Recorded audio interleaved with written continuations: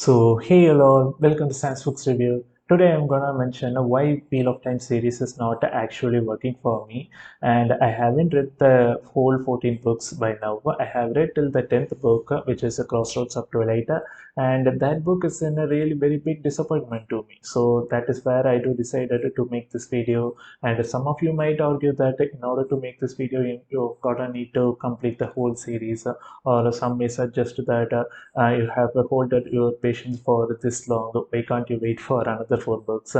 To answer all these things, 10 books is a really very long time, right?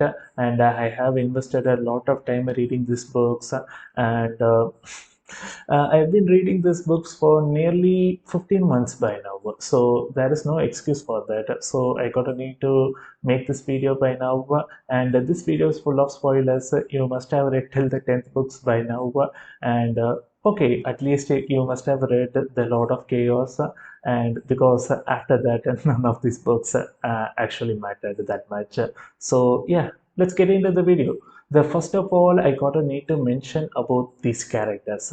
All these characters are boring and some way they are irritating to read. It is easy to say that, but I gotta need to mention all these characters individually and why I can't be able to get them or understand them. And the first of all, I gotta need to start up with Perrin. I do love the Perrin's character. I adore this guy. Whenever his friends were being in a trouble, he put himself in front and fighting off all the Trollocs or the White Cloaks. He's not shied away from taking any responsibilities. He's a go-to friend, really very good guy. And I do love this character really very well in the Shadow Rising book, where none of them showed up in the two rivers in order to save their family. Parentus put himself in front because he is the reason for the White Cloaks' trouble in the two rivers, probably the main reason. So yeah, his plot in the Shadow Racing is whole awesome, and that is the best plot line I have ever read in my fantasy journey. And up at that point in time, Perrin is my top 5 favorite characters of all time. But things started to change after the Lord of Chaos book, and by the starting of the Crown of Swords, we can able to see Perrin going through all the Carmine cities and looking after all the politics have been done after that, and the Game of Thrones has been carried away. So that's interesting to read. But after the end of every chapters, he does mentions that fine, that's all matter now. That is where the irritation started to take place. And some of you might say that okay, Perrin does lost all his family members, so he might have valued File even more. But Perrin is a really very good friend to all these guys, right? Yeah, whenever they have been in a trouble, he showed up first in order to fight off their enemies. So being a strong character like this, Robert Jordan missed his character in the final 4 books of the series by now, and whenever everything revolves around the file, around his plot, so that's no excuse at all. I do started to hate this character, and he is getting below par by book by now. So yeah, pretty disappointment up at this point. How parents plot being turned around right now. And next of all, I got a need to mention about Rand. And surprisingly, I adore this guy. Many of the people it does said Rand's plot is so depressing and I can't able to connect with that. But I have a slight sympathy for a guy who's been in a constant pain, and this plot is really very depressing to read. And up until Fires of Heaven, I do hate the Rand's chapter. Whenever his chapters just pops up, I do in an often mind in order to skip these chapters because nothing happening out there. And the first 4 books he's been constantly trying to run away from the responsibilities.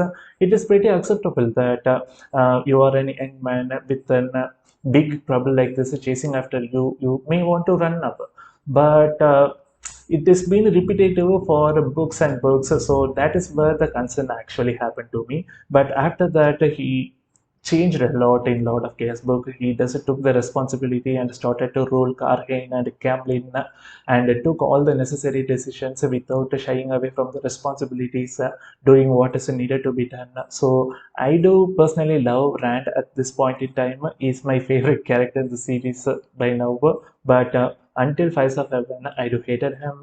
And next of all, I got a need to talk about Matt and Nynaeve. I got a need to mention both of these characters are similar because they have been constantly complaining about all the other characters who has been made in front of their troubles and always complaining about all the things around the world. But when the critical situation arises, these two characters are the one who actually turned up against all odds in order to fight off the enemies. So yeah, I do personally love all these characteristics, but I do hate them because Robert Jordan tried to make these two characters really very comedic to read, and that is not at all working at all.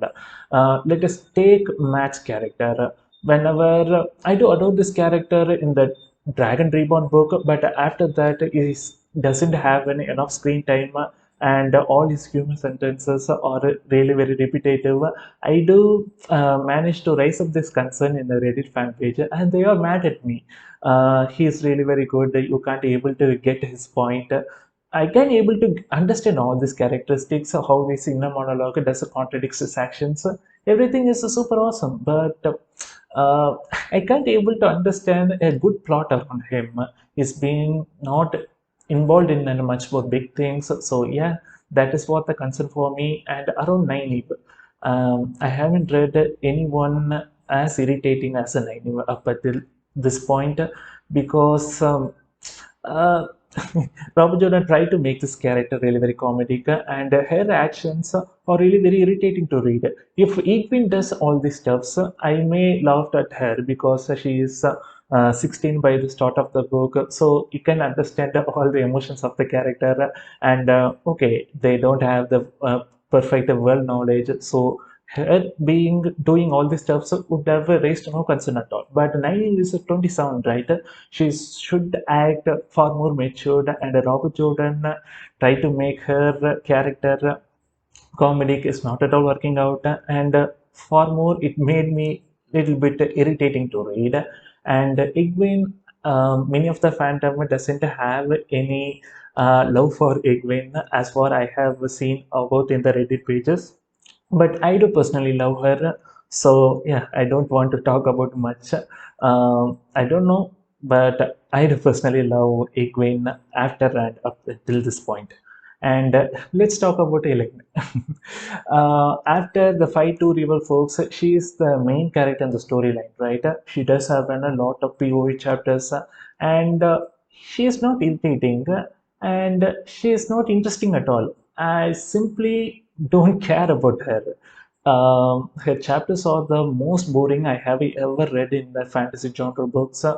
Her dealing with all the borderland issues and the ruling Camlin, nothing working at all. When Nynaeve is being as a point of view character, I do love Elaine, but her being as a POV character is not at all working out. So yeah, these are the issues I do found in all these characters. Maybe I have taken too much time, but I think I have conveyed everything pretty much good to you. And the next thing, I have a serious issue with the plot. Being too descriptive is not at all a problem. I have mentioned this in my YouTube channels again and again. I do love the Dance with the Dragons, which is a too descriptive. It is the fifth book of the Song of Ice and Fire book, and I have no objection with that because it does added more flourishment to the story. But here there are a lot of unnecessary plots being kept there. Let's take the Shadow Isle clan or the Kinswoman or the Windfinders. If you do chop off some of these elements from the storyline, the story would more or less remain the same. And okay, it is good to have a lot of new elements to the storyline, which does adds a lot of flourishment in the future. But there is an issue there too. While reading the Shadow Rising book, I have noticed one of the chapters does mention all the Isle clans and all their leaders. it is really very hard for me to keep in track of all these things around in my head. So I do decided to take notes. I have noted in my notes for nearly 7 to 8 pages of all these characters. But when fights of heaven started to take place, these characters doesn't have any decisive role. They do often came up in the scenes and leave in within the one page itself, and that's where I do started to question myself. What's the point of making these notes if these characters are not at all going to be there in the future books? Then what's the point? So I have decided not to take notes after that. This made me to rush through all these chapters, and I'm missing some of the major incidents occurring in this book. When the major incident does occurs, I can't be able to understand some of the characters. I don't know where they actually came from. It is slightly complex to read too, and yes, if you do take the unnecessary plot from this book, I would pay more attention to all these characters and keep them around my head. Another issue with the plot has been none of the negative characters are really very threatening to read at all. After Landfear, none of the Forsakens actually done anything to the plot. They have been there in the whole book, only appear at the very end of the each books, and they do fail in their operations. So all these things doesn't give any impact to the storylines after all these times, and this made me to look at all these Forsaken characters like a clown. They can't be able to impact in the storyline in any way, and there are a lot of other negative characters too. The Xianchen army and the Shido Isle clan or the White Cloaks. These things does do something really very massive in one book, and they do get disappeared for 2 to 3 books, and they do appear after that. So yeah, that's not at all working out. The notable example is the Sianchan army. They do get a terrible blow in the Great End book, and after that they do started to appear in Lord of Chaos. 3 books after that. So yeah, this is not how you gonna need to write a negative characters. You gonna need to give a far more screen time to them so they can able to flourish in a far more negative way.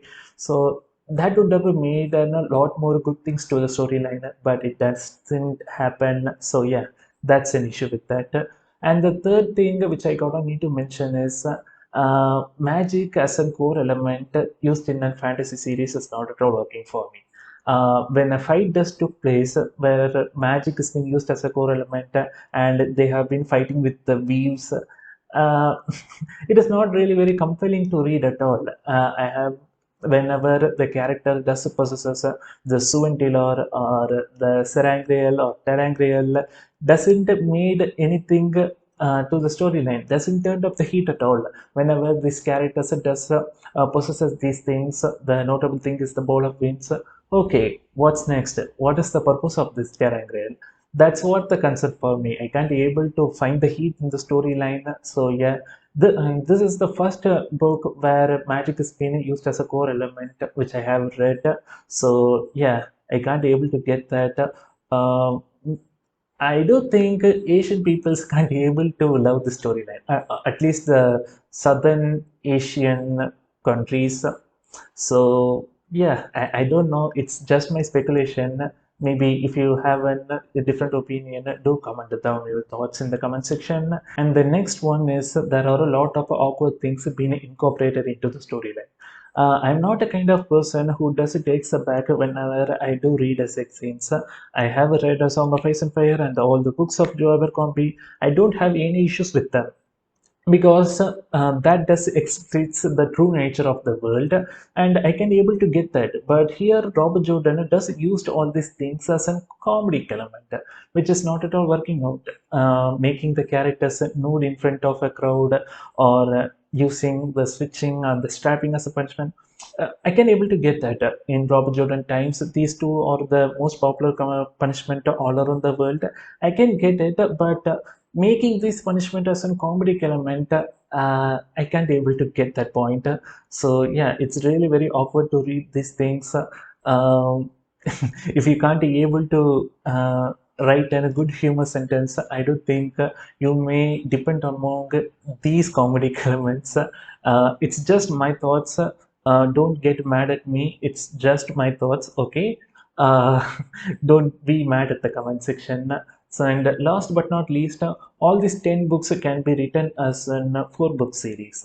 I don't know the first 3 books, whether that can be written in a single volume because there are a lot of things introduced in that first 3 books. But after that, the Shadow Rising book and Fires of Heaven can be written as in one single volume with 1,000 page, and a lot of chaos and Chronos Swords can be written as the single volume with 10,000 page. And next, the all 3 books can be written as a single volume with 500 page at max. That's all the plot has been actually worth. But Robert Jordan does uses a lot of unnecessary plots in the storyline, which doesn't add anything at all. So yeah, uh, I've been reading this for nearly 15 months by now. So yeah, I have mentioned all my concerns in the Wheel of Time series by now. If you do have any issues, do comment down in your comment section, so people can able to notice that, and don't take this video too seriously. I'm from India and I have some serious issues with that. And the story is somewhat really very complex. When we Asian people, we don't have an English as a native language, right? So when we read some plot, it does takes a little more time in order to process all these things because we are not reading this as our mother tongue. So there are a lot of unnecessary things. So I can't be able to remember all of these things, and I am missing a lot of plots out here. So yeah, don't try Wheel of Time series in the starting stage of your reading journey. That's my biggest mistake. I am regretting it till now. I'm a kind of person, when I do bought a book, I would certainly finish that one.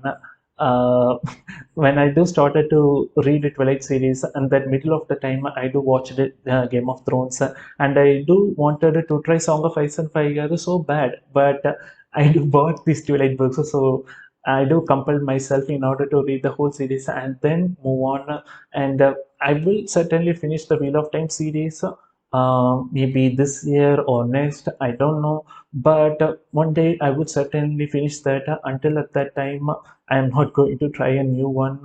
There are a lot of peoples like me who does start a series and I can't able to move over even it is not good. So yeah, some of you do may ask that, if you don't love this, why can't you just move on? So this is the answer to that. So yeah, hope you guys enjoyed this video. Don't take this video too seriously.